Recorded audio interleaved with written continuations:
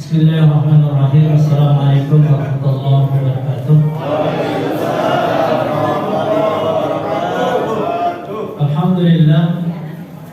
Alhamdulillahilladzi ja'ala syahra Ramadan syahrul jihad wa syahrul Qur'an alladzi unzila fihi al-Qur'an hudan lin-nas wa bayyinatin minal huda wal furqan. Asyhadu an la ilaha illallah wahdahu la syarika lah wa asyhadu anna Muhammadan 'abduhu wa rasuluhu la nabiyya ba'dahu. Allahumma salli wa sallim wa barik ala sayyidina Muhammadin wa ala alihi wa sahbihi ajma'in. Amma ba'du, faqad qala Allah subhanahu wa ta'ala fil Qur'anil Karim wa huwa asdaqul qa'ilin. A'udzu billahi minasy syaithanir rajim. Bismillahirrahmanirrahim. Innal muttaqina fi jannatin wa uyun akhidina ma atahum rabbuhum innahum kanu qabla dhalika muhsinin kanu qalilan minal layli ma yahja'un wa bil ashari hum yastaghfirun wa fi amwalihim haqqun lis-sa'ili wal mahrum wa fil ardi ayatun lil muqinin wa fi anfusikum afala tubsirun. Wa qala Rasulullah sallallahu alaihi wasallam, man qama ramadhana imanan wa ihtisaban ghufira lahu ma taqaddama min dhanbihi. Sadaqallahu sadaqa Rasulullah sallallahu alaihi wasallam. Gimana kabar Bapak Ibu semua? Sehat? Sehat walafiat, alhamdulillah. Ini yang patut kita syukuri. Lebih-lebih yang harus kita syukuri adalah kesempatan yang Allah berikan kepada kita bisa bertemu dengan Ramadan tahun ini. Dan ini malam minggu berapa? 14, 15, 16.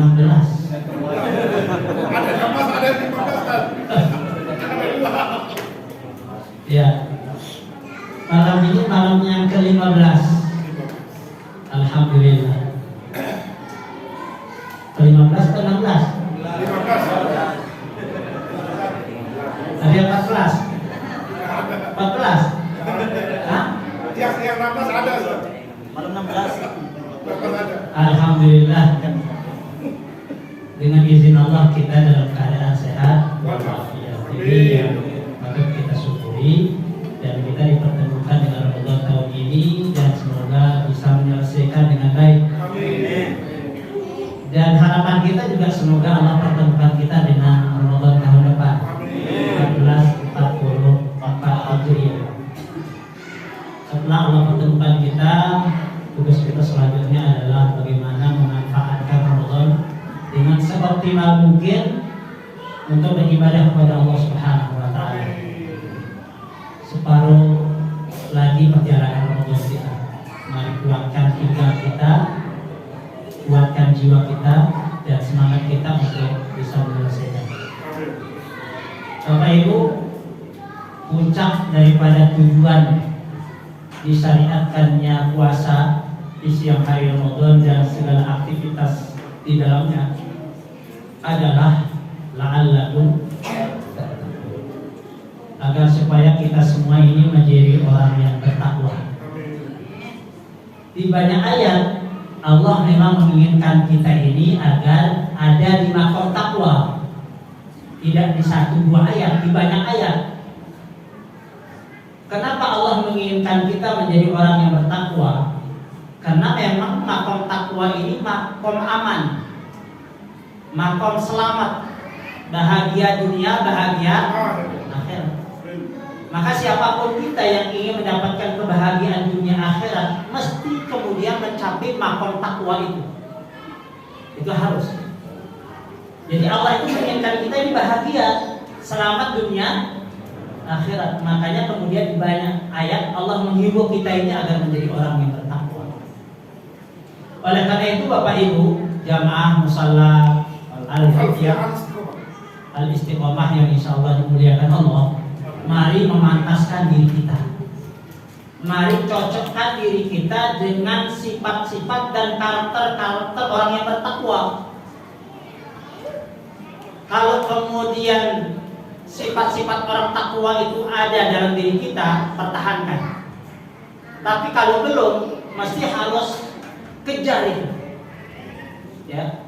Harus kita paksakan, cocokkan diri kita dengan sifat-sifat orang bertakwa. Di banyak ayat Allah memang membeberkan bagaimana sesungguhnya karakter orang yang bertakwa. Kalau kita buka surah Al-Baqarah, di awal-awal itu kita akan menemukan sifat-sifat orang yang takwa. Ya, zalikal kitabu la raiba fihi hudan lil muttaqin. Siapa orang-orang yang bertakwa? Alladzina yu'minuna bil ghaib, seterusnya. Tapi saya ingin dalam kesempatan ini menyampaikan karakter yang dibeberkan Allah dalam surah Az-Zariyat. Dari ayat 15, 16, 17, 18, 19, 20. Allah Subhanahu wa taala berfirman, "Innal muttaqina fi jannatin wa uyun." Sesungguhnya orang-orang bertakwa itu berada di dalam surga dan dekat mata air. Subhanallah. Luar biasa. Allah sudah ciptakan, Allah sudah buatkan, Allah sudah sediakan tempat tinggalnya orang yang bertakwa. Di mana? Surga. Dan surga itu adalah tempat tinggal yang paling baik. Tidak ada yang menyamai, apalagi melebihi, menyamai kehebatan, keindahan, kemegahan. Ya, surga gak ada. Satu-satunya tempat tinggal yang paling nyaman, bahagia, tidak ada kekurangan sedikit pun, itu di surga. Dan surga itu dibuatkan oleh Allah untuk orang-orang yang bertakwa. Berapa luasnya? Allah sampaikan dalam surah Ali Imran ayat 133. Luas daripada surga itu seluas langit dan subhanallah. Seluas langit dan bumi itu diperuntukkan khusus orang-orang. Maka insya Allah nanti tempat tinggal kita nggak seperti sekarang yang tipenya RSSS. Rumah sangat sederhana sekali, susah selonjor. Ya, insya Allah kaplingan kita di surga nanti luas. Ya, setiap tingkatan itu akan ada kolam renangnya, insya Allah. Ada 4 macam air kolam renang di dalam surga. Itu disampaikan oleh Allah dalam surah Muhammad. Pertama, air yang seperti sekarang ini, jernih. Ya, mimma'in dari asin, kata Allah, tidak asin. Kemudian yang kedua, min laban, susu. Airnya sungai, airnya kolam renang, nanti itu susu. Berarti basi dong. Jangan samakan susunya surga dengan susu sekarang. Terus sekarang memang enggak. Setengah hari ini udah basi. Yang ketiga, airnya apa? Ya, min asal. Asal itu artinya madu, leket, tidak sama. Dan yang terakhir min khamar, dari khamar yang hari ini kalau diminum bikin orang mabuk. Oh, berarti nanti kan sambil renang sambil mabuk. Ya. Nah, fasilitas surga itu, apa kata Allah pada ayat 16-nya? Akhirina ma'atahum rabbum. Silakan ambil. Silakan nikmati fasilitas seluruhnya. Makan minumlah kalian sepuas-puasnya, kata Allah. Dan nanti kita di dalam surga, Bapak Ibu, jangankan yang diminta, yang terbersit aja datang, diwujudkan oleh Allah. Apa yang ingin kita makan, baru kebayang blok sate Padang, datang. Satenya yang datang bukan tukang Padang. Itu hebatnya surga, luar biasa. Maka itu pun hanya sebatas yang bisa ditangkap oleh panca indera. Padahal sesungguhnya surga itu, kata Allah dalam hadis kursinya, tidak bisa ditangkap oleh panca indera. A'adatu li ibadis shalihin ma lam ainur ra'at wa la udhun sami'at wa la khatara fi qalbil bashar. Aku siapkan untuk hamba-hambaku yang saleh sesuatu yang tidak pernah dilihat mata, tidak pernah terdengar telinga, bahkan tidak pernah terlintas dalam jiwa manusia. Itulah yang disebut dengan al-jannah, surga. Jadi hakikat surga itu belum bisa dibayangkan. Kalau ada orang mengatakan mungkin surga itu kayak istana presiden, enggak ada apa-apanya. Ada sujud gugup. Iya, nggak ada apa-apa. Itulah hebatnya surga. Namun Bapak Ibu, bukan di sini pembahasan kita. Yang ingin kita gali dalam malam hari ini adalah kalimat berikutnya. Apa kata Allah? Innahum kanu qabla dzalika muhsinin. Yang ini yang perlu kita garis bawah. Innahum, sesungguhnya mereka siapa? Orang-orang yang bertakwa. Kanu, adalah mereka dulu pada saat hidupnya di dunia. Mereka orang-orang bertakwa itu muhsinin, berasal dari orang-orang yang baik. Ada Bapak Muhsin di sini? Nggak datang. Muhsin itu artinya baik. Muhsinin, orang-orang yang baik. Jadi orang-orang baik ini bakal menjadi orang-orang yang bertakwa yang akan menempati surga Allah yang seluas langit dan bumi. Pertanyaannya adalah bagaimana karakter orang yang muhsinin? Itu yang perlu kita pelajari. Kita akan kaca diri kita. Kita akan cermin dari kita dengan ayat-ayat berikut yang disampaikan oleh Allah Subhanahu wa taala. Kalau ada, alhamdulillah kita pertahankan. Kalau belum, kita kejar sampai kita dapat. Siap kira-kira? Siap. Siap nggak? Siap. Insyaallah. Siapnya pengalaman. Baik, karakter utama orang-orang muhsinin kata Allah pada ayat 17-nya, kanu qalilan minal laili ma yahja'un. Mereka itu sedikit tidur di malam hari. Coba kaca diri kita dengan ayat ini. Apakah kita ini sedikit tidur atau sedikit tidur? Banyak tidur. Kalau sedikit tidur, insya Allah itu ciri muhsinin. Tapi kalau sedikit tidur, lebih banyak.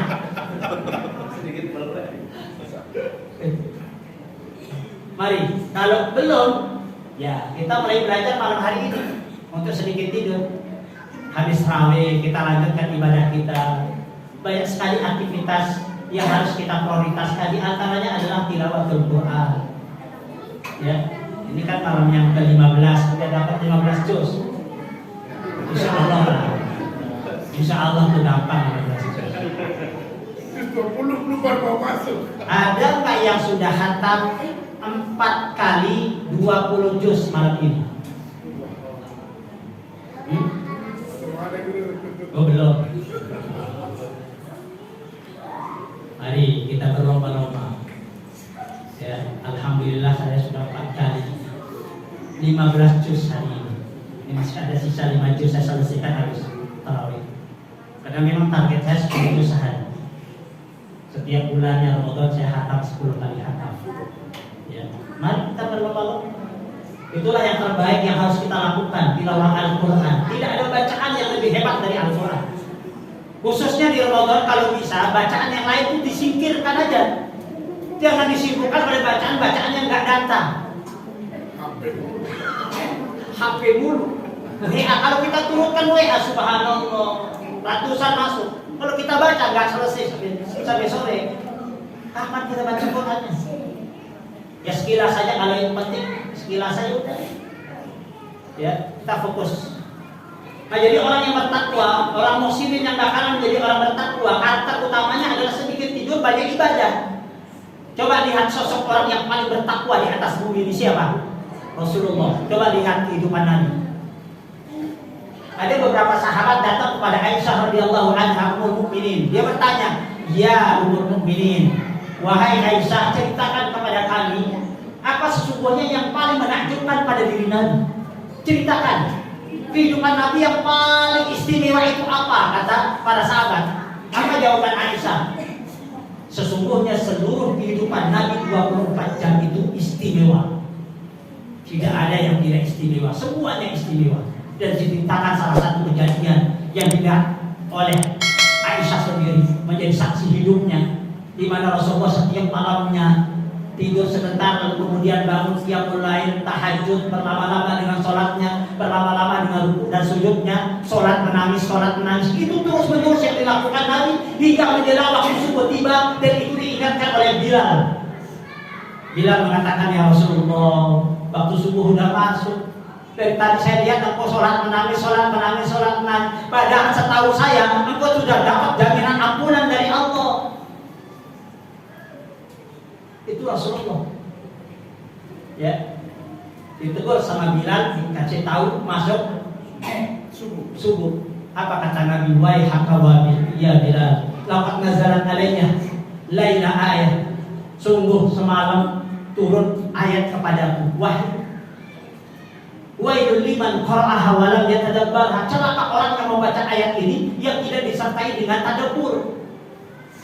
Sumatara. Lalu kemudian Nabi membaca ayat yang turun semalam dalam surah Al-Imran ayat 190 ayat 191. Inna fi khalqis samawati wal ardh wa ikhtilafil laili wan nahar ayatin li ulil albab alladziina yadhkuruna Allaha qiyaman wa qu'udan wa 'ala junubihim wa yatafakkaruna fi khalqis samawati wal ardh rabbana ma khalaqta hadha batila subhanaka faqina 'adzaban nar. Wailul liman qara'aha wa lam yatadabbarha. Itulah ayat yang turun yang menyebabkan Nabi kemudian sholat menangis. Baca nanti habis pulang dari sini, baca itu ayat, tadabburi, subhanallah, netes air mata. Tadabburi dulu. Tadabburi. Waktunya butuh waktu yang lama kalau kita tadabburi. Ya. Masya Allah. Ini sampai jam berapa ini?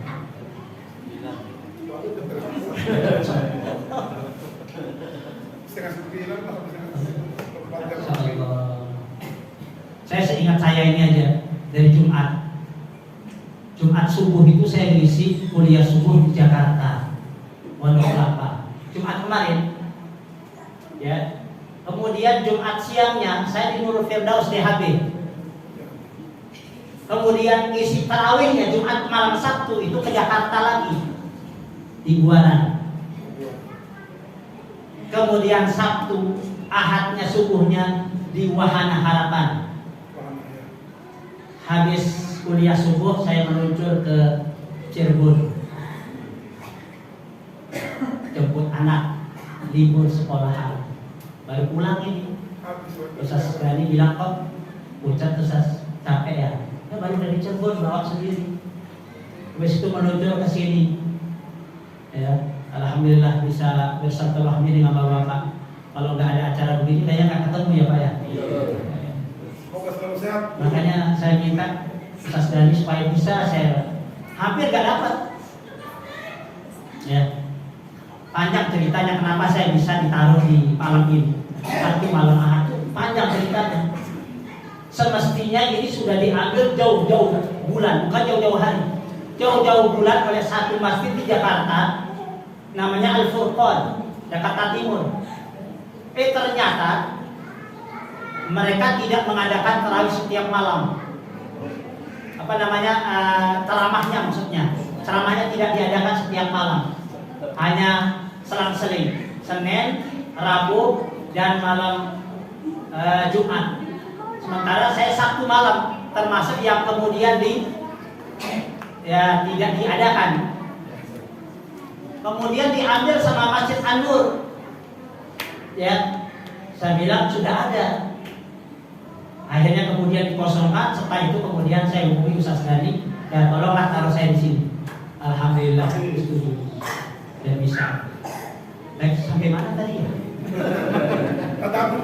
Tadabbur. Nah, jadi itulah salah satu gambaran kehidupan Rasulullah di malam hari.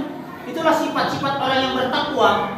Oleh karena itu Bapak Ibu, mari sekali lagi cocokkan diri kita, pantaskan diri kita menjadi orang yang takwa. Kalau sampai dengan malam ini kita masih sedikit-sedikit tidur, berarti kita jauh dari orang-orang yang takwa. Karena orang yang takwa itu sedikit tidur, bukan sedikit-sedikit tidur. Yang kedua, sifat orang yang muhsinin yang akan bakal menjadi takwa adalah wabil asharihum yastaghfirun. Di waktu sahur mereka banyak beristighfar. Kita makan sahurnya, waktu sahurnya jam berapa? Jam 4. Setengah 4 ada ya? Ya. Setengah 4 itu yang bagi yang banyak nambah-nambahnya. Ya, makanya begini yang lama. Kalau cuma makan nasi dah, kalau saya sih begitu mau imsak baru saya makan. Nah itu. Karena nggak ikut-ikut, nggak banyak-banyak nasi ayo kan. Ya. Jadi nggak banyak waktu. Jadi waktu sahur adalah tempat yang paling tepat untuk beristighfar. Bisa melakukan seluruh waktu kita untuk istighfar, tapi yang paling pas untuk istighfar itu waktu sahur di penghujung malam. Itu yang harus kita lakukan istighfar. Saya nggak punya salah kok, nggak punya dosa sama tetangga. Siapa bilang? Misalnya mengaku dirinya saking nggak punya dosa, apakah kemudian perlu istighfar? Perlu. Karena istighfar itu sesungguhnya tidak hanya sekedar untuk menghapus dosa dan kesalahan. Karena kebaikan istighfar itu bukan 1-2, tapi puluhan kebaikan istighfar. Ya, saya akan bacakan ayat Allah dalam surah Nuh ayat 10, 11 dan ayat 12.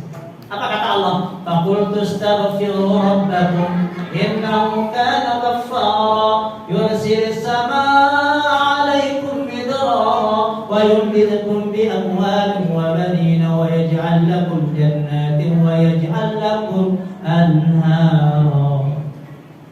Nuh memerintahkan umatnya untuk banyak istighfar.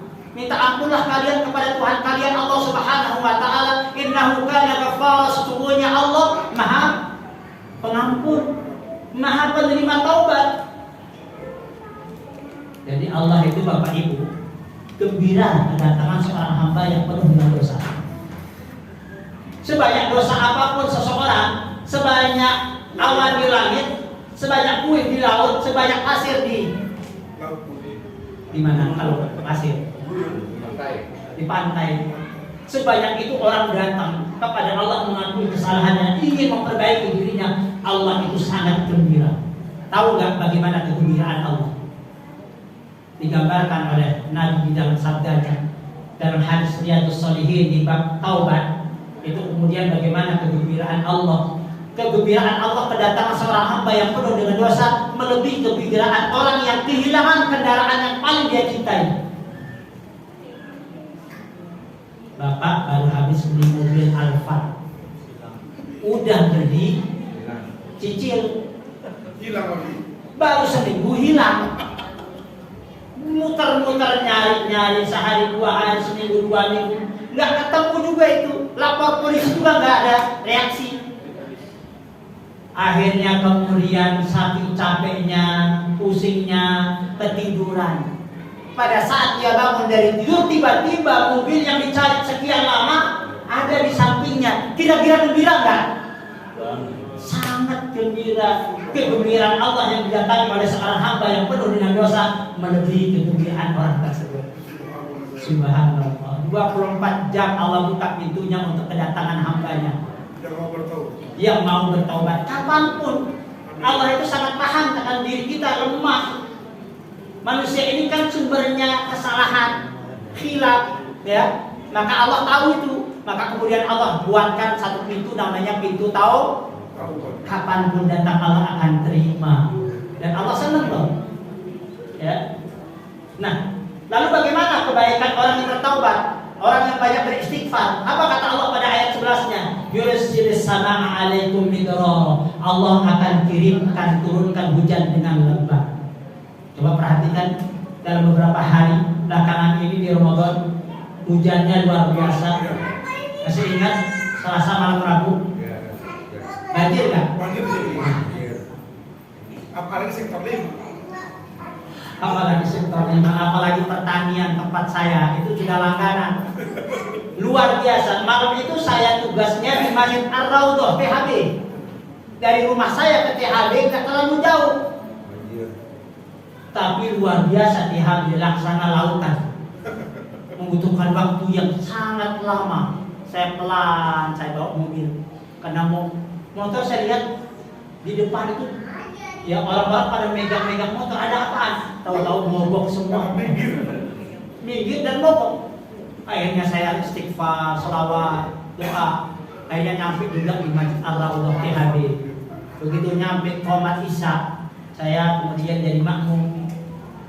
Lalu kemudian sholat. Sekarang di Ar-Raudhah itu sholatnya 23 rakaat.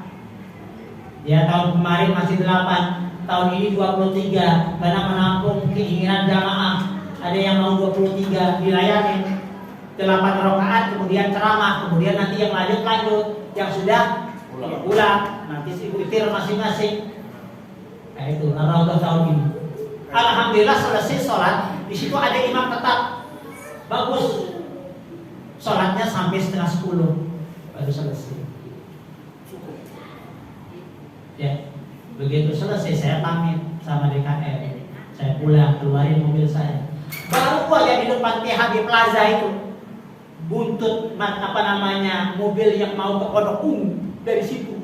Waduh, kapan nyampe ini macet ini? Ya, pada berbaris itu mobil menuju ke Pondok Ungu, kira-kira ada 1 kilo lebih. Wah, kalau saya turutin ini saya bisa etikat di jalan. Daripada etikat di jalan, mending saya etikat di Ar-Raudhah. Balik saya. Kembali lagi. Muter lagi mobil, masuk lagi. Baca Al-Quran, dapat berjus-jus di situ. Sampai 10:30. Saya pamit lagi, saya pulang. Begitu saya keluar, ternyata masih ada, hanya maju sedikit doang. 10:30. Ya Allah, ini kapan nyampe-nya? Kenapa? Karena di depan itu laksana laut, Pak.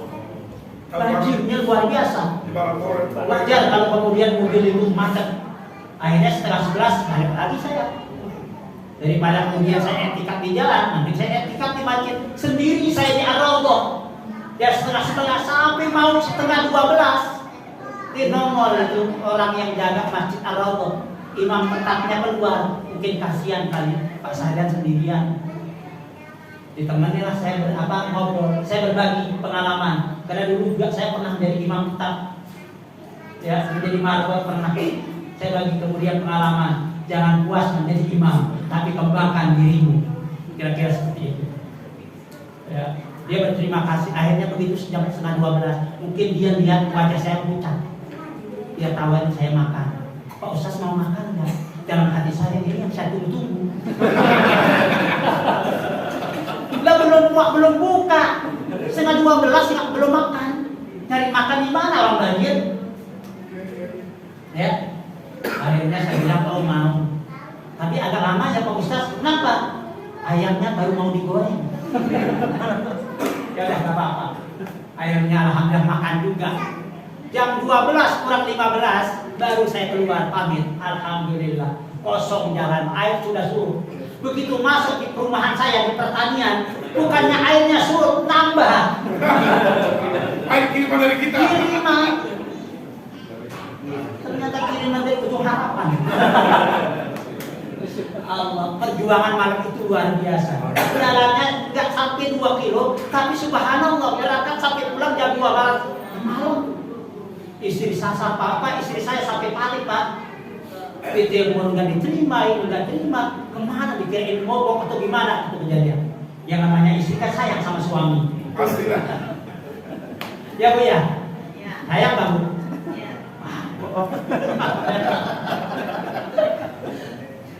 Itu. Jadi hujan, subhanallah di Ramadan ini hampir setiap hari. Kenapa? Berkat istighfarnya bapak-bapak ibu-ibu di waktu sahur. Kemudian berikutnya dampak baik dari istighfar. Kalau orang yang banyak istighfar, kata Allah pada ayat 12-nya apa? Wa yumditkum bi amwal. Allah akan memperbanyak harta. Amwalun itu jamak dari malun, jamak taksir. Malun itu artinya harta, amwal itu artinya harta-harta. Jadi Allah akan memperbanyak harta, akan dijadikan kaya bagi mereka yang banyak istighfar. Jangan lupa istighfar Bapak Ibu. Memang kan cukup istighfar sih, harus kerja juga. Harus ikhtiar, tapi kerja harus dibarengi dengan itu yang mempercepat kaya itu istighfarnya. Ya, bahkan kemudian Allah tidak jadikan hanya kaya harta, tetapi wa banin. Allah akan berikan banyak anak. Subhanallah. Banin jamak dari ibnun. Anak-anak lebih dari 2. Dengan istighfar akan banyak anak. Yakin nggak Pak dengan istighfar banyak anak? Yakin nggak? Mau bukti? Ini bukti. Alhamdulillah baru 7 anak saya. Itu Bukan anak,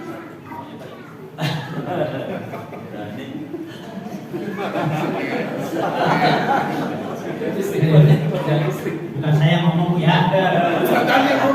Ketuanya. Alhamdulillah saya baru 7 anak ya dengan istighfar. Makanya saya anjurkan bagi jamaah yang sudah nikah lama belum punya anak, ayo amalkan ayat ini. Insya Allah dengan banyak istighfar. Nggak ada bukti. Tetangga saya sudah puluhan tahun dia menikah belum punya anak. Saya sarankan banyak istighfar. Alhamdulillah. Nggak lama hamil istrinya dan sekarang punya anak. Ya. Dan tidak hanya itu, diberikan anak, harta, kemudian anak. Wa yaj'al lakum jannat. Allah akan jadikan jannat. Jannat itu jamak muannas salim. Dari jannatun artinya taman-taman. Taman-taman surga dijanjikan oleh Allah bagi orang yang banyak istighfar. Dan tidak hanya taman, wa yaj'al lakum anhar, dan Allah akan jadikan anhar, sungai anhar jamak dari nahrun. Subhanallah. Ini kebaikan. Salah satu kebaikan orang yang beristighfar. Allah akan berikan hujan, banyak harta, banyak anak, taman-taman, dan sungai-sungai. Ini kira-kira lambang apa ini, Pak? Tanda apa ini? Lambang apa ini? Hujan, banyak rezeki, banyak anak, taman-taman, sungai-sungai. Ini lambangnya? Lambang kebahagiaan, lambang kemakmuran. Maka orang yang banyak beristighfar dipastikan dia akan bahagia. Baik, dirasa cukup untuk bisa untuk bisa melakukan semua itu. Ini kan baru 2 itu. Nabung besok. Main itu nabung besok ada dulu. Apa ada jadwalnya? Besok pagi saya berangkat ke Tambun Utara. Besok pagi. Besok malamnya saya ceramah di Masjid Raya Harapan Indah. Subuh. Ya. Ya. Insya Allah dalam waktu lain kita akan bertemu lagi, ya. Mudah-mudahan nanti Bapak Ibu baca lagi surah Az-Zariyat, ya. Dan sekali lagi cocokkan diri kita, pantaskan diri kita dengan ayat-ayat itu. Kalau memang belum, kita usahakan untuk ada. Kalau sudah ada, tinggal ditingkatkan minimal, kemudian dipertahankan. Insya Allah kalau itu bisa kita lakukan, maka apa yang menjadi tujuan akhir daripada puasa, la'allakum tattaqun, itu pasti kita akan dapatkan. Sehingga kita akan menang dunia dan menang akhir. Demikian, ya, terima kasih dan mohon maaf. Wassalamualaikum warahmatullahi wabarakatuh.